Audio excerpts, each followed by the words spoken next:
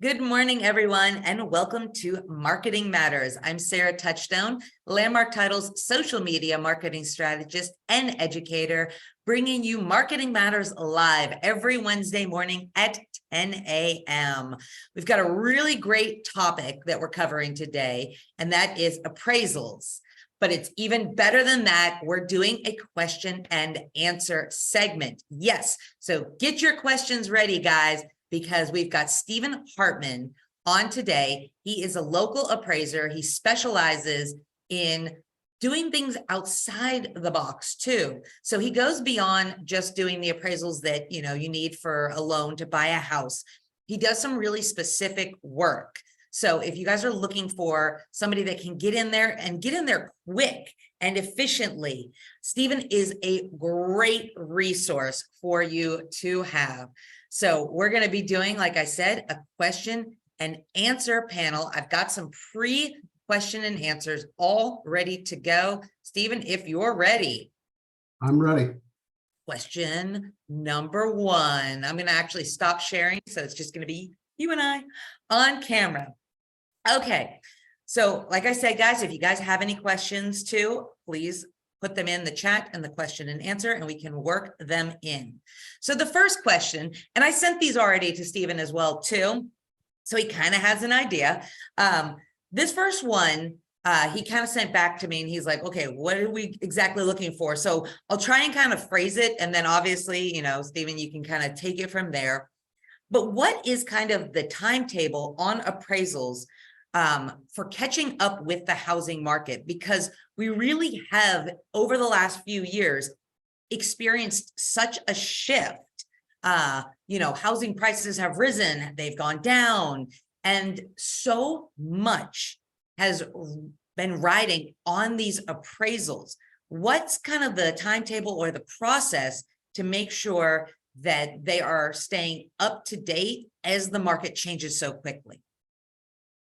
Okay, I'd say first thing is that we are definitely in a period of flux right now. You're seeing a lot of variation in the price that homes are listed. In other words, you'll have a model match I saw, and one was listed, $25,000, $50,000 more than another home, a very similar home. So what you're having right now is you're having a period of transition where a lot of homes are staying on the market. And I think when we get to about 6 months of inventory, that's when you're really going to see a shift in housing prices, because people really don't even know where to price things now. Some homeowners still think it's like 6 months ago, and they look at their neighbor that sold their house 6 months ago and they're pricing it based off that.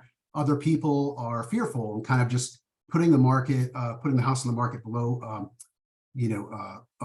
where the market would appraise at, or where the property would appraise at. So I think once we start hitting about 6 months of inventory and the current inventory starts moving out of the market, people will have more data to be able to make a educated decision on what to pay and to what list their price of their home for. Nice. Okay, so about 6 months. That's a pretty good gauge right now. So we live in Phoenix, and new builds they're big. They're all the rage. Yep. Have you seen any major defects in the resale of new builds? Because this is, like I said, this is a big thing for us here in Phoenix. And a lot of times these builders are slapping them up as quickly as they can. But what have you seen, like I said, as far as major defects when it comes to the resale of them? Well, I'd say that, as an appraiser, I'm not a home inspector, but in terms of things that I look that are unfinished. In other words, a kind of rushing to finish them, hardware and fixtures. I'll have to go back multiple times, often after the home is supposedly completed, to re-inspect it to make sure that those hardware and fixtures have been put in. The other thing too, I'd say, is that pools seem to be taking a very long time to go in, and actually the contributory value for pools in the appraisal profession is the highest that I've ever seen it, and that I know a lot of appraisers have ever seen it, because during COVID restrictions, there was a big push for homes with pools. People were spending more time at home, and as a result, it was pushing up the prices for homes with pools versus those that did not have pools. So and what you're seeing now is a real backlog in construction of those as well. So I had like a homeowner, it was like 8 months after they bought the home, they still had a big hole in their backyard, and they have children, that sort of thing, because it's definitely a safety issue. So I'd say that's the biggest thing. In terms of the resales of new builds, one of the biggest challenges as an appraiser that you face is the cost of that the builder assigns to views and location. So they might say, for example, that this is a prime view. It faces the green space area, and they assign a certain value to that. However, that does not necessarily translate into the appraisal world. So one of the biggest challenges the appraiser typically will have is that a refinance for a home within like a year of purchase. Because especially if the market's not increasing, a lot of times a home is very much like a new car. Once you drive a new car off the lot, it automatically depreciates in value. And then you add the things in like, the builder options and the view and that sort of thing. It becomes a challenge, and it's hard to tell someone, especially in an increasing market, that their home is not worth what they paid for it, 8 months to a year ago. It did not really happen that often last year, but it did happen a couple of times. Oh, yeah, I'm sure that has happened. I mean, luckily, home prices are still on the rise here in, well, I mean, if you're a buyer, that's not lucky, but if you're a homeowner, that's very lucky that home prices are still on the rise. But I know that, I mean, I've seen across the board people that bought, a year ago or 2 years ago, paid a lot. And if they're trying to turn around and sell right now, they may be, breaking even or just getting a little bit above.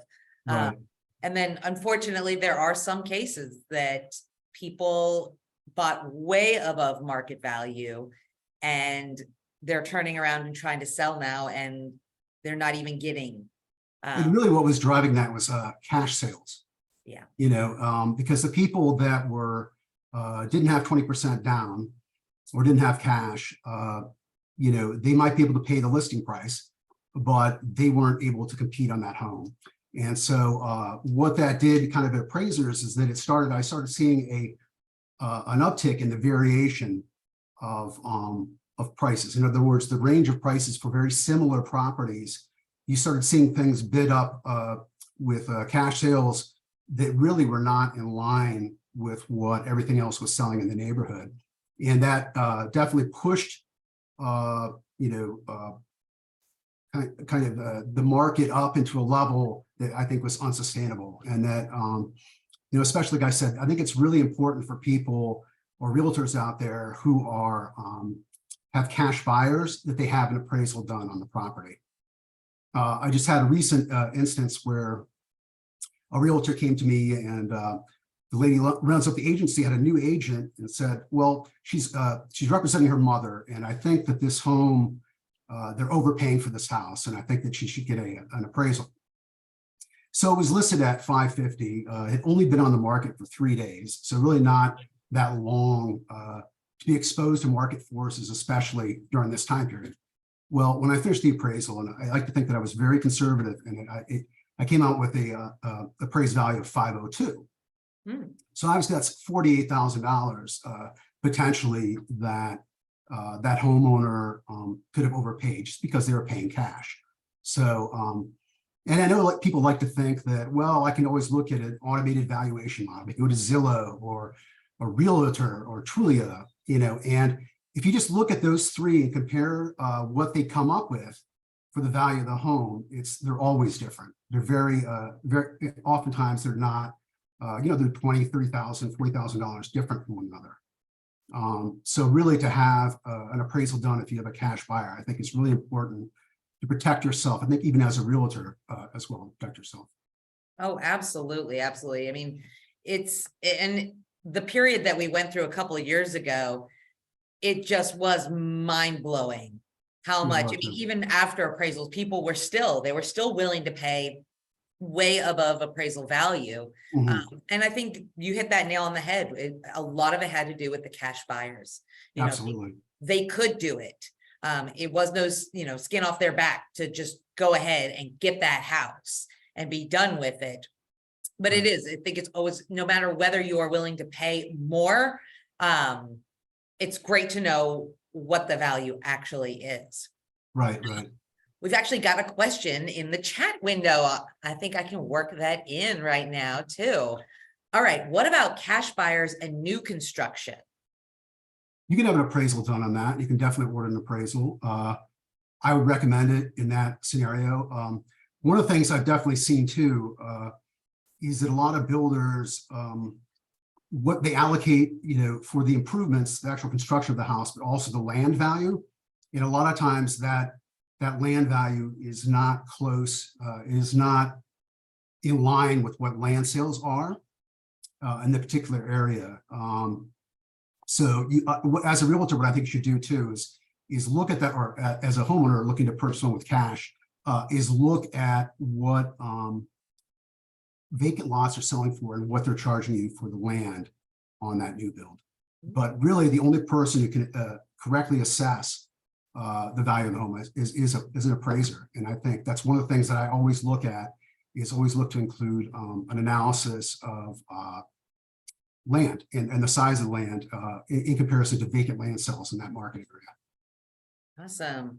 All right, the next question. I know you're excited about this one because you said you're working on a solar certificate. So you're going to bring some amazing knowledge on this next question. What is the rule of thumb for the value of property when solar is added, and then obviously leased versus owned solar? Okay, there are actually 4 different scenarios for solar ownership. One is leased, which you mentioned. Second would be third-party owned. 3 is financed, and 4 is owned outright. And I'll cover each one of those. Lease is obviously leased. No value is given for a leased solar because they don't own the solar. It's like if you have a car and you're leasing that car versus owning that car. You don't hold title to that car. So you don't have rights of removal. And typically when panels are leased, they'll have a lien on them sometimes, or it's rights of removal from the solar company has the right to remove those panels, like if you stop making lease payments. Third party owned is the second type. And what that is when another party will basically rent the space out on top of your house. And in exchange for the power that generates, they get that income and they pay you an amount. And I don't think it's very much, obviously. And then the third scenario was finance to own. Well, that's actually the UCC, the lien. They put a lien on the property until the loan is paid off. So you can actually, as a realtor, Maricopa County has a listing, the state of Arizona as well, for all UCC liens.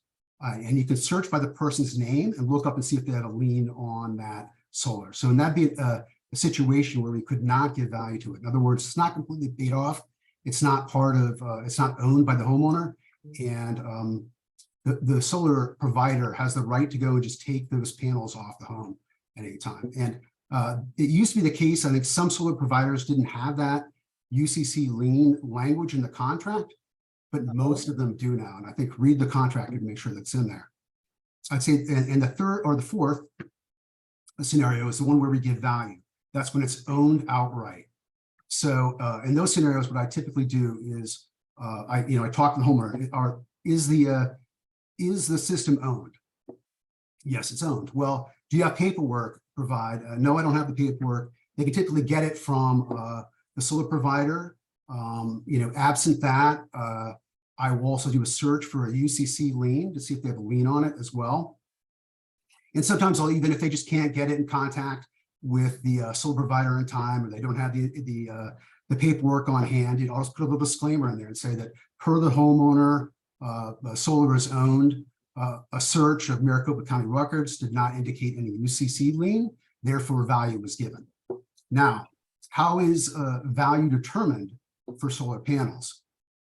Well, in the beginning, I kind of think that, before solar panels became more prevalent, kind of underwriters kind of had this, or excuse me, appraisers kind of had this idea that it was between $10,000 and $15,000. I used to hear people just say that, $10,000 to $15,000. But really, what the value of solar is determined is based on market reaction. All adjustments are based on market reaction. It's how does the homeowners or how do buyers in the market react to that feature? So with more data, thankfully now, we're able to make a better determination of homes owned with solar and those without, and able to drive an amount from that. So that's one way I look at it, is market reaction. And as a realtor, one of the ways that you can do is to determine if you feel that the solar valuation is fair, is if there's two comparable properties that sold about the same time, one with solar and one without. That's called paired sales analysis. And if you look at the difference between those two, you can kind of get an idea of how much value the solar is adding. Obviously, that's not always possible. Find a model match that has solar and one that doesn't. So there's also a resource that I recommend, and I've actually gotten it from a lot of realtors. It's been very helpful. It's called pvvalue.com. PV value is basically, PV stands for present value. It's a present value of the discounted cash flow payments that the solar is expected to return over its lifetime. So basically, you need to know the size of the system, how old it is, the number of panels, and some other kind of, the orientation and so forth. And with that, you can come up with a pretty good idea for the contributory value of solar. Now, I'll say that, I never exclusively rely on PV value because it's not based on market reaction. It's based upon a discounted cash flow. But I use that to look kind of at a reasonableness for what kind of adjustment I'm going to make. Because, for example, you have some people with very small solar systems and some with very big solar systems. So the market reaction may not capture somebody that has a system that's very big in terms of the entire market. So you want to make sure that you have somebody, an appraiser, that is familiar with PV value and also does a market reaction too as well. Awesome. Really good information. So guys, if you've got clients that are looking to sell their house and they own their solar, make sure that they actually have their certificates on hand, right? That makes Steve's job a lot easier. Absolutely. Yeah. And, in terms of I'm pursuing my green certification through the Appraisal Institute, and they have a list. I don't think they've done a great job of promoting it, but I think it's going to become more important in the future, is green certified appraisers. And they keep a list. You have to take, I think, 3 or 4 classes and pass exams, and then you're on that list. So definitely not just even for solar, but for homes that may have, green certified homes versus something else, you want to have somebody that is qualified to be able to assess the difference between those. That's going to make a huge difference. I mean, I know that Phoenix, we're a very forward-thinking city when it comes to eco-friendly homes and green homes. And I think that's a great point to make, is that if you've got clients that have these features in their homes, and this is all relatively new to become standard in homes, but it makes a huge difference in the potential resale value. But you really do need to have an appraiser that understands the value of them to get in there and really price it correctly. And I think there are a lot of marketing opportunities for realtors to become kind of experts in this area. There's actually green energy addendum, or that is filled out by the realtor or the homeowner, that they could provide. And even, what I think would be a good idea is maybe if you include that addendum, even in the MLS, there's a document section of MLS, and I've or PV value in there. That'd be very helpful, I think. And you can distinguish yourself from other realtors by able to, having that knowledge, you provide that information to the appraiser up front. So. Yeah. I mean, knowledge is power, especially when it comes to, like I said, the emerging trends. And Phoenix really does lead the way in the emerging, green energy type trends when it comes to housing. It's one of those things that is now accessible for so many people that we're going to see a lot more of that increasing. Absolutely. And along the lines of adding things that are green and home improvements and whatnot, what about homes that are on busy streets, is there any added value when they do things like use acoustic or put in acoustic dampeners, redo the windows, double pane, laminated, that sort of type of home improvements to dampen the potential noise around? Okay. Well, I'll say first of all is that anytime that there is a external factor, it should be accounted for in the same manner that I kind of talked about the solar. In other words, it's market reaction. So if you're looking in a busy street, I want to make sure that I get a home preferably on the same busy street or another street that is equally as busy. I know it's kind of subjective, but so that's the first thing in terms of figuring out the value of any kind of negative factor. Now, in terms of hardware and fixtures, there's basically 4 categories, broad categories, that appraisers look at when they're looking at interior upgrades. You look at hardware and fixtures, flooring, kitchens, and bathrooms.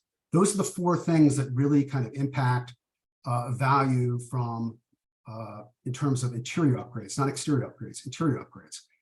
And so within that category, things like dampeners, new hardware fixtures in the kitchen, or different, a new chandelier, something like that. I know you asked that question later on, but yeah, so that would all kind of fall into that category. So it is a very subjective category in terms of appraising. That's the most subjective category, because everybody looks at something, and it may appeal to one person, but may not appeal to another person. In other words, you look at, some people like white granite or just white, the quartz stone, and some people like a more traditional, gray or black, and some people may say that's dated. Somebody says, no, it's classic, So it's like, it's all a matter of kind of perspective. So as an appraiser, what I like to do, especially if there is a unique feature or something that is not, that prevalent in the market. And I don't think that, typically in MLS, it'd be hard to find a search for somebody that says we have, dampening on the windows or something like that, to find enough data to be able to do it. But try to find something with a very similar level of interior upgrades in terms of the hardware and fixtures. Maybe that person doesn't have, the dampeners or whatever on the windows, but maybe they have custom designed screens or other features that would mitigate the effects of that negative external factor, like the busy road. But Sure. then again, things like sunscreens or something like that, like Absolutely, those are right. very common. So Right. you would be able to compare something like that, but maybe not necessarily like a cork wall that's used for sound dampening. That would Right. be It's not, it's not like an accounting, like a line by line, like the add up. Oh, this is, the person has, new fixtures here. This is this amount of money, this, that. You just have to take a look at the total package. And I think as a realtor, if you feel that the comparables that they used in the report do not adequately reflect the level of interior upgrades you have, you can ask to add another.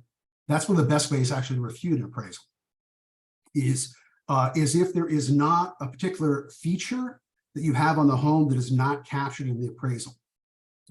And you want to make sure that you have a similar level one, there's a, either at or higher level of interior upgrades, and one that's below. So you kind of bracket it. That you're going to be in the middle somewhere, right? So you don't want to have all comparables. You never want to see an adjustment in a comparable. And this will typically be under the quality, the Q rating on the appraisal form, or some people put it at the bottom and they see interior upgrades. You never want to see an across the board adjustment, like a negative or a positive across all of the homes. And also, I would add, if they do have an adjustment, make sure that the adjustment for those hardware and fixtures is not greater than 10% of the total value that they come up with at the end. So anything that's greater than 10%, you're getting too much of a statistical variance to be able to say, this is a good comparable, right? If they're making an adjustment of 25% to a home, and they're using that as a comparable, well, you want to know like how they came up with that number. And so they should definitely have support for that. And you want to make sure that that's captured by reading through the appraisal and look at what the comparables they chose, that they have similar features. Nice. Great answers. Got a couple more questions from the chat window. So one of them is, how can we compare flips versus not flips when we don't find any comparables? Flips versus non-flips. Well, typically if a home is flipped or it's sold without being actively marketed, we would not use that as a comparable in the report. So in other words, if it hasn't been subject to typical market forces, and it's just, Zillow or Open Door coming in, and a lot of times we would see where they would come in and they would pay cash for these homes when the home had not been marketed, and then they put them back on the market, right? Well, we all know what kind of happened with Zillow and Open Door. They both took a bath on those because their automated valuation models that they were using, or that whatever criteria they were, was not what the market was demanding. So, we had one situation, what was it? I think 4 months ago, Zillow, or was it Open Door, had paid like $540 for a home. And I think it ended up selling as a compare at $470. So they took a massive bath on that. And unfortunately, that's not unusual. I think that they're actually, and I've heard that they're sitting on a lot of these homes. So you really can't compare a home that has not been subject to market forces to one that has not. So if you're talking about somebody that's looking at flipping a home, whatever, you have to look at one that is been publicly marketed, listed in MLS, and that sort of thing. All right. We've got another question. All right. How about subdivisions that included the lot value? Also, can you not get that information from the subdivision's office? Well, typically, yeah, you should. If they should have a line item where they break down the cost of the land and the value of the improvements. I had a situation in a more rural subdivision where the builder, I think what they did, is that Maricopa County assesses land value for everything in Maricopa County at 20% of whatever their value is. So, and you can see the problems with that is that a value of an acre in Paradise Valley is not the same as an acre in Buckeye, right? So you have a lot of situations where a lot of builders, I think, are maybe padding their costs, or they may not be aware of how to correctly allocate the amount of the land value on the new build cost sheet. So that's another reason why I say that it's good if you're paying cash. Definitely have an appraisal done on it. So that might give you some negotiation power too with the builder. Nice. Well, speaking of land, do you appraise land? Absolutely. Yeah, residential land. The most important thing is obviously like location, they say in real estate. So you want to find similar parcels that are located, similarly situated parcels of land. So Awesome. and it's just like a regular appraisal. It's done with, you take several comparables and then, try to get one that's bigger than the subject and one that's smaller and try to narrow it down and come up with the value. Nice. All right. Well, Stephen, that's all the questions that I had. Participants, do you guys have any more questions? We really had some great ones today. I love when we get audience participation. Doing a question and answer segment is really fun. And it's great when you are on here live and you do have such a knowledgeable appraiser that you get to ask questions, because I know we all have them. We all go through, our daily lives and our routines. And for a while there, we were all left scratching our heads and we're like, really? In a price like that? Why did it do? Why? So it is great when you have the opportunity to pick someone's brain.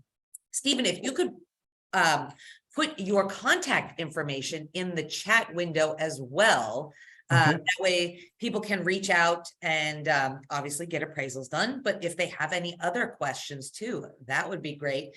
And we do have one more question in the question and answer window. So if you're ready, if someone finds a problem on an appraisal over 2 years ago, can it be challenged today?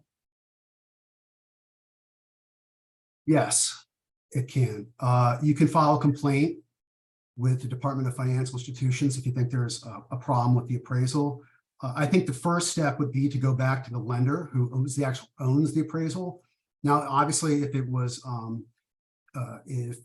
if I did the appraisal for you and you came to me directly to do it for a cash sale, I would be there to answer any questions that you have. But absolutely, you can. And I think, there's been a lot of, and unfortunately, I think with the appraisal profession, you get, and I think it is kind of with realtors too, but you can correct me if I'm wrong, that kind of, you get this influx of people during the high times of the market, and then you get people leaving from the market as well. So, I'm in it for the long haul. And I think, there's been a lot of changes in terms of what is required from appraisers now. And so one of the things that I'd like to point out is that adjustments. In other words, the adjustments that are on the appraisal, we look at the dollar per square foot adjustment, the lot adjustment. A lot of old school appraisers, I hate to say this, they kind of like, they had to put the thumb up there and they said, I think it's, $65 a square foot.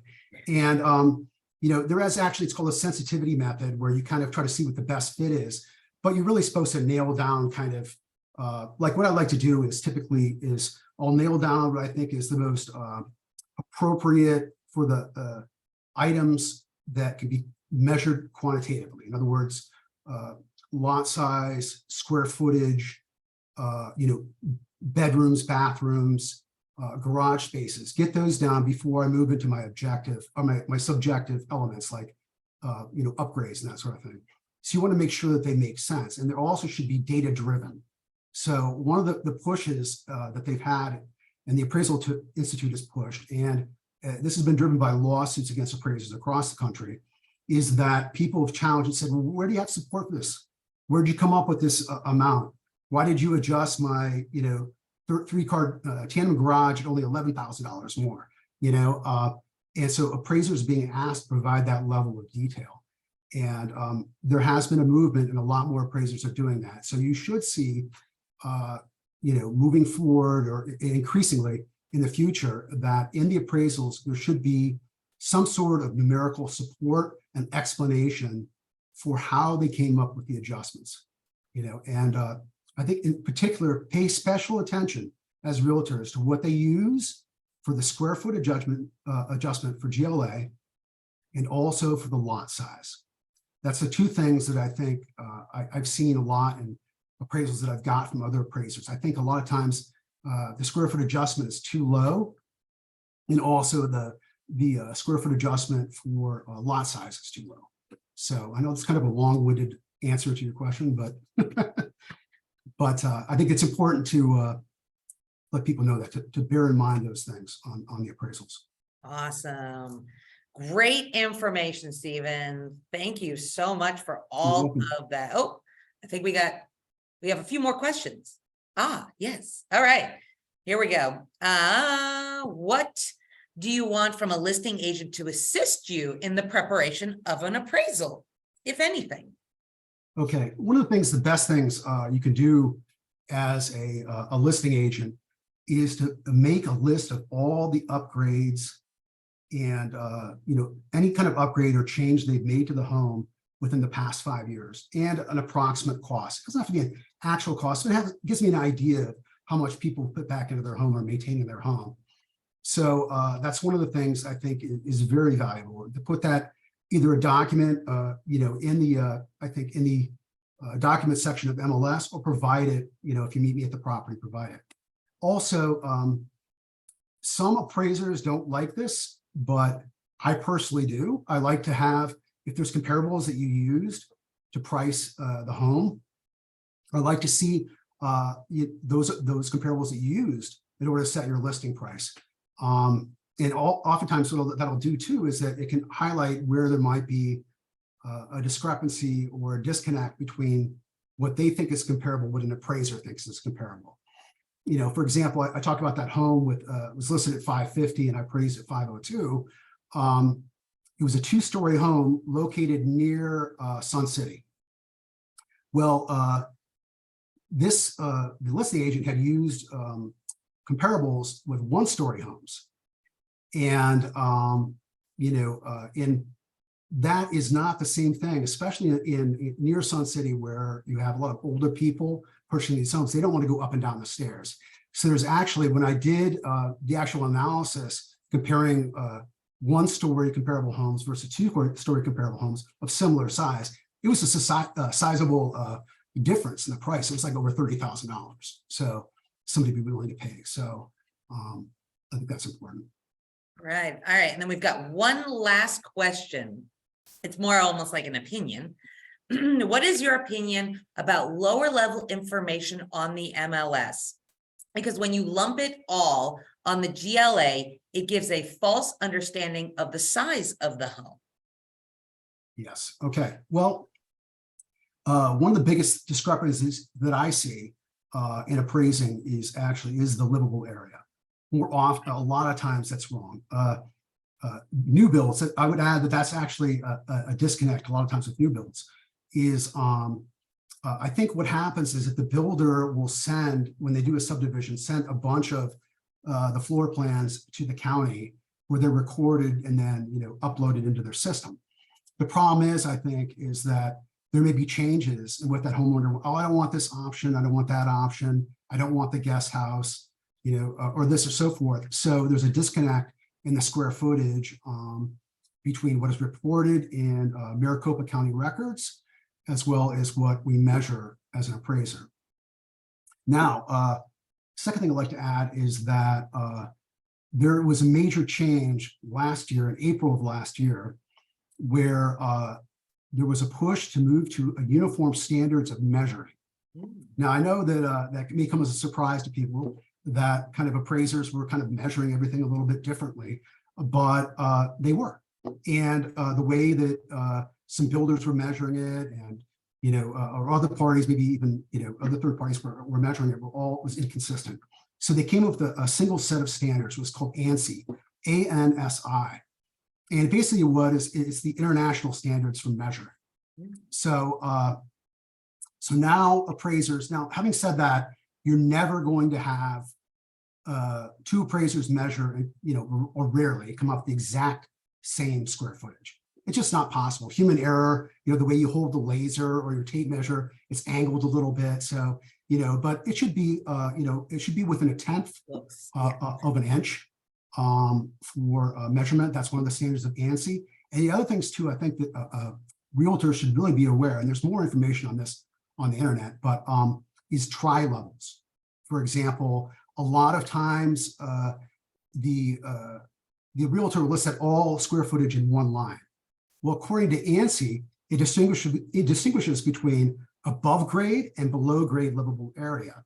So any portion of a floor that's below grade livable area now is not included in the gross livable area. Does that make sense? It's recorded in a separate line item, almost like a basement would be. Now, it's not to say that it wouldn't be given any a different value. It's just that it might be on a different line. So in that particular instance, I think if you're a realtor and you have a tri-level, you want to make sure that one of the comparables you're using is also a tri-level. And I don't care, how far they have to go out. If they've got to go out, 3 miles, 5 miles, whatever, you should find you should definitely want to bracket that feature to see how the market reacts to that. So. Great. Awesome information, Stephen. This was great. Like I said, please put your information, your contact information in the chat so that people can reach out to you. Like I said, I've just sent a referral to Stephen last week, and he got out there like immediately and got it done quick, easy. He's really great to work with. So if you guys need a wonderful appraisal person on your team, give him a call. And any other questions that you have, reach out to him, please. I'm going to wrap up today with a couple of other classes that we have coming up later today. Actually, it's already May 3rd. We've got a Reels for Realtors. This is one of my favorite topics. We cover it a lot on Marketing Matters. But if you would love to go to an in-person class with Nikki Soto, who is really the Reels queen of the Valley, that's today from 3 to 5 p.m. at the Atrium off Arrowhead. You can RSVP to Renee to attend that, and then right after, you can go to a happy hour from 4 to 6 over at Top Shelf Mexican Food and Cantina Patio. This is off 83rd Ave from 4 to 6 today. Swing by there. Patty and Michael are hosting that. Happy hours are always a great time to mix, mingle, network with your fellow agents. And then tomorrow from 11 a.m. until 1, well, it says 11:30 a.m. to 1:30 a.m. I'm presuming that's PM. We've got an Escrow 101 class. So Roxana out of our Arrowhead office, she's going to be going over ways to hold title, reviewing the title commitment, and reviewing the title statement. This is a great class as well if you guys want to brush up on what we do in the background for you guys on your title and escrow.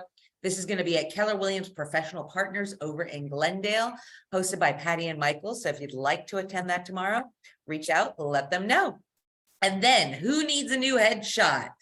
Probably all of us, right? Well, on May 9th, you can not only get your headshot, but you can also get mimosas from 10 a.m. until 12 p.m. This is going to be at the Atrium at Arrowhead as well. So get registered. There's a bit.ly link. This is hosted by Renee. You can always reach out to her as well. Nothing like getting boozed up and getting your picture taken, right? So go and attend that. And then on the same day, up in our Prescott office, we've got a Lunch and Learn event, tips and tricks for a hassle-free transaction and knowing what to expect from opening of escrow until closing day. Our two amazing escrow officers up there, Roberta and Michelle, are going to be teaching this, and it's going to be hosted by Michelle. So if you guys would like to attend, reach out, let Michelle know. That way she'll have a head count for lunch that day. It's going to be from 11:15 until 12:30 on Tuesday the 9th. And then more food, right? We love food in this industry. Grub and Grow with us. We're going to be covering the 1031 exchange. So these are pretty popular. We've got a lot of transplants coming from out of state utilizing the 1031 exchange. So get up to date on this. We're going to review the guidelines and timelines, the realtor's roles and hazards that can cause taxable consequences, and the different types of exchanges. This is going to be May 10th from noon until 2 p.m. And this is going to be in person in Glendale. It's hosted by Patty. So if you'd like to attend that one, RSVP and let her know.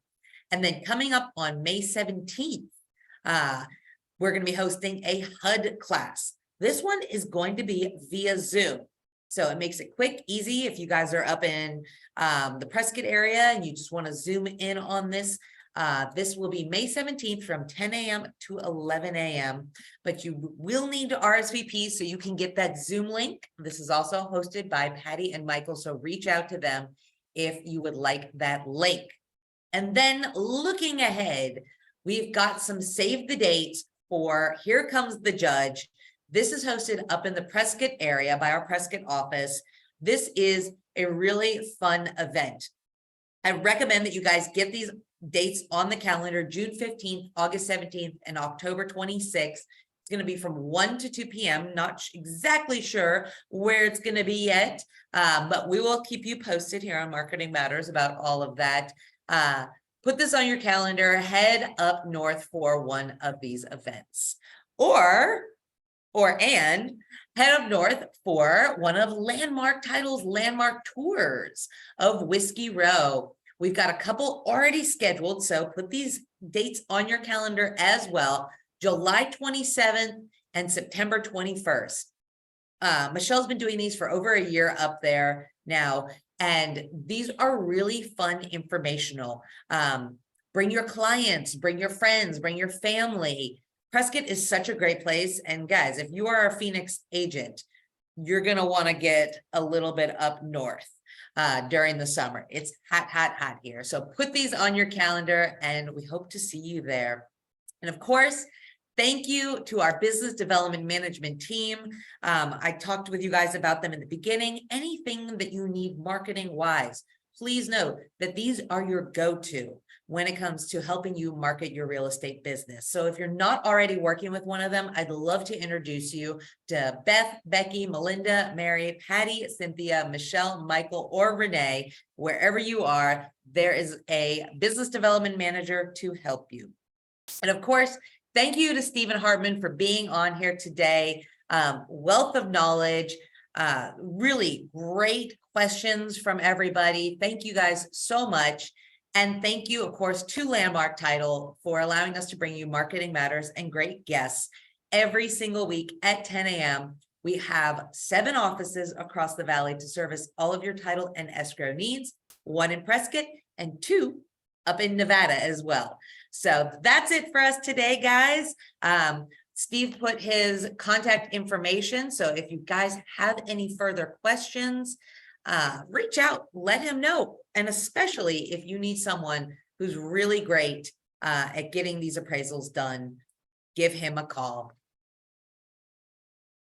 Thank you. I appreciate the opportunity. I'm always happy to talk about appraising. So if you have any questions, definitely that's on the call right now, feel free to reach out to me. I'm also on LinkedIn if you want to connect on there, and I'll promptly respond to your questions. Thanks, Stephen. Thank you, everybody. We'll see you next week. Thank you.